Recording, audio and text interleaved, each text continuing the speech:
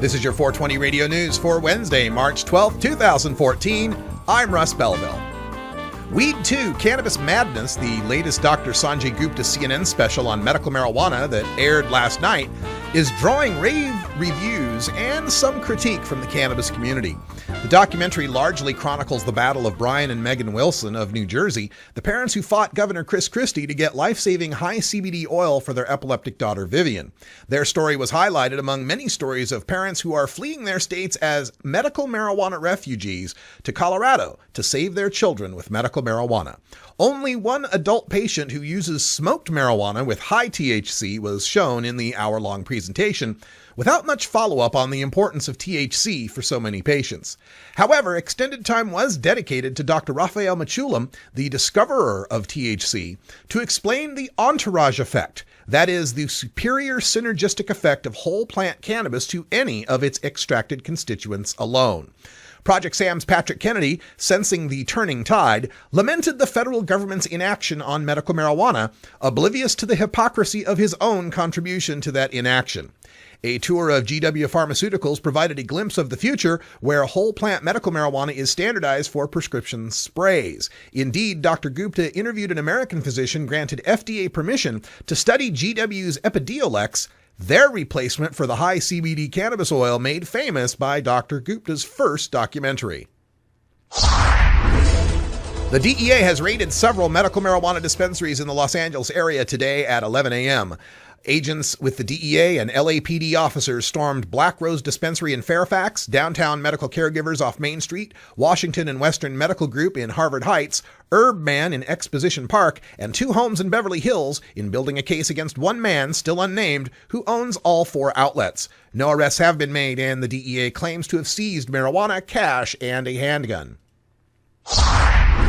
According to a new Wall Street Journal poll, Americans find marijuana less harmful than sugar. Given a choice of four popular substances, tobacco was listed by almost half the respondents, 49%, as the most harmful, followed by alcohol in second place with 24%, sugar in third place with 15%, and marijuana was considered the least harmful with just 8% of respondents ranking it the most harmful substance. The New Hampshire House has passed a marijuana decriminalization bill with enough votes to override a threatened veto by the governor. House Bill 1625 passed 215 to 92 today and would make the possession of up to 1 ounce of marijuana a mere civil fine of $100, down from a misdemeanor with potential for a $2,000 fine and 1 year in jail. The bill also reduces cultivation of up to 6 plants from a felony to a Class A misdemeanor.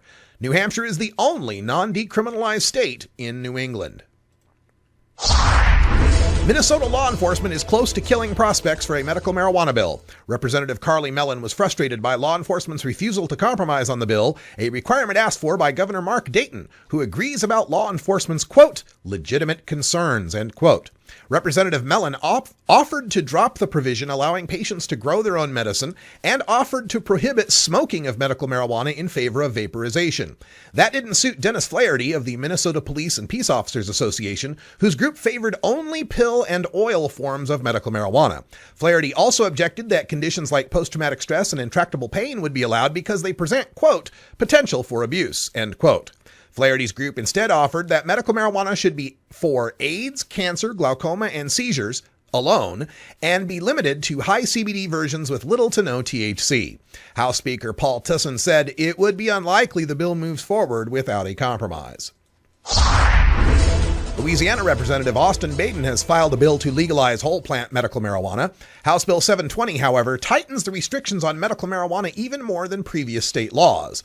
Only neurologists, oncologists, and ophthalmologists who register for a special state license would be allowed to recommend cannabis, and their relationship with the patient must be bona fide, meaning writing the recommendation cannot be the sole contact with the patient.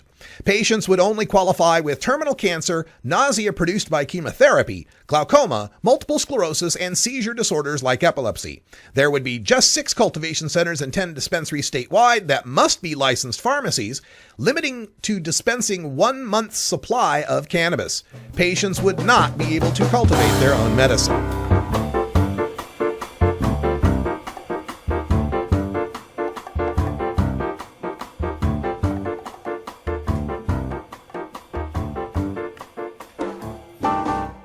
This has been your 420 Radio News for Wednesday, March 12th, 2014. I'm Russ Belville. Transcripts of 420 Radio News with hyperlinks are available at 420radio.org. When we come back, we'll go behind the headlines on that Wall Street Journal poll saying marijuana is safer than sugar and show you the studies that prove it's true. You're listening to The Russ Belville Show on 420radio.org. We'll be right back.